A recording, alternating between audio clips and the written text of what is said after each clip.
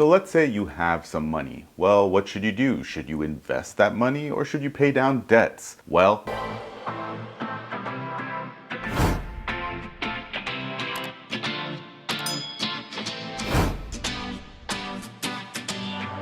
what's up everyone, David here with Free to Be, and thank you for joining me this week. Now today I want to talk to you guys about whether it's a better idea to invest money that you have or if it makes more sense to pay down debts. Now I have a pretty good way of explaining this, so make sure you stay tuned for this entire video because I think this is important information to know, which will ultimately lead you to financial freedom and financial independence. If you know this information, especially if you know it early on, you'll get to go to where you want to go in a little bit better shape financially, and ultimately that means that you'll have more freedom to do whatever you want to do once you get there. Now, as always, before I get started, if you are new to my channel, I cover financial literacy here in an effort to track my progress to financial independence, and hopefully by doing that, I'm also creating valuable content that you can use in your pursuit of financial independence as well. So if you are new to the channel or haven't done so already, please take a moment and just click the subscribe button down below. It really does help the channel and it really does help support me, so I would really appreciate it. And if you're not new and joining me again, thank you for coming back.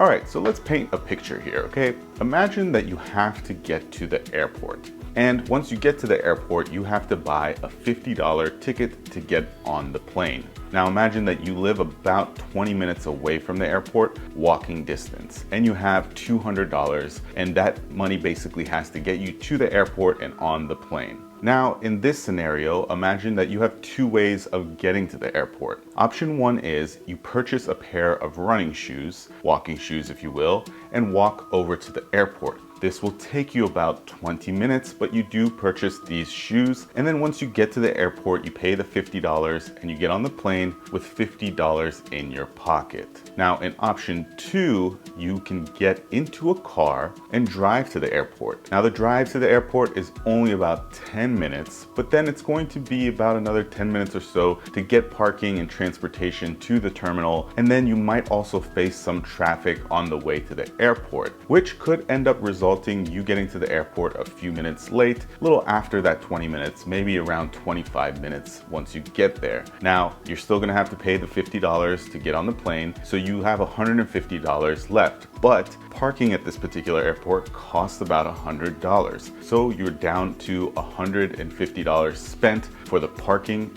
and for the plane. But driving also involves gas and other expenses that basically wear and tear to your car that will cost you maybe another $30, let's say. So you're getting on the plane with $20 left in your pocket. Now, in this story, the airport is financial independence and retirement, and it's that destination that you want to get to. And option B with the car, while you might get to the airport theoretically in a faster way, you're going to be spending a lot more money and you're going to end up with a lot less once you get on the plane. Whereas option A, you're just buying that fixed cost of the shoe, you're paying that, and then you're getting on the way to the airport and ultimately getting on the plane. Now I say that to say this: when you're considering whether you should pay down debt or invest any cash that you have to consider the long-term impact of whichever route you end up going with. For example, if you have debt and it is basically at a 20% interest rate, and I'm just using round numbers just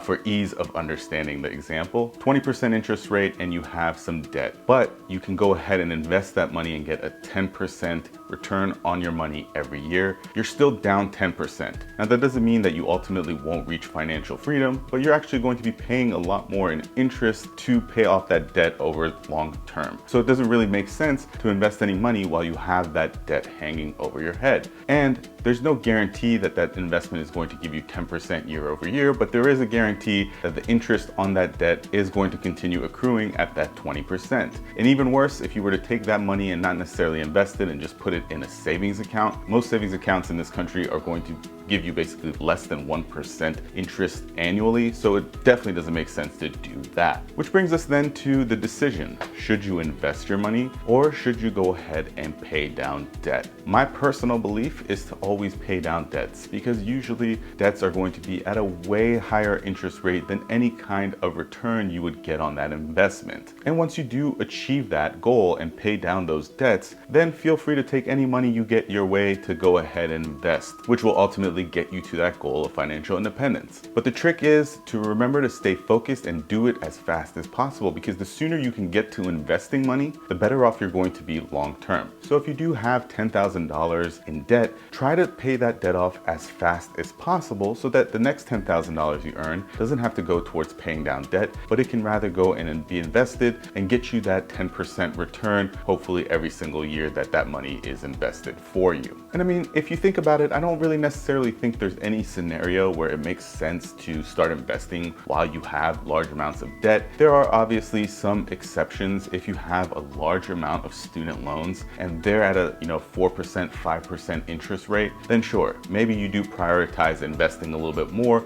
as opposed to focusing on paying down $100,000, $200,000 worth of student debt right away, because you have to have some balance there. If you put all your effort and energy over 15 years to pay down the student debt and ultimately get rid of your student loans, that's great. You'll be debt free at the end of that 15-year period, but you'll also have no cash that has been invested, and you will have accrued no gains on any invested money because you didn't invest anything. So it's kind of like a balance where you put some of that money towards investment, but do also focus your energy and some of your effort on paying down those big debts as well. It's the same thing as carrying a mortgage. Just because you have a mortgage on your house doesn't necessarily mean that you have to focus all of your effort and energy on paying off the mortgage before you start investing, because again, you secure that mortgage at a really low interest rate. For most people, it's going to be under 5%. And so it makes sense then to go ahead and just pay that mortgage over the 30-year period and then invest any extra cash as well. When I talk about paying off debts, I'm usually talking about debts like credit cards or private loans, private student loans, anything that may be an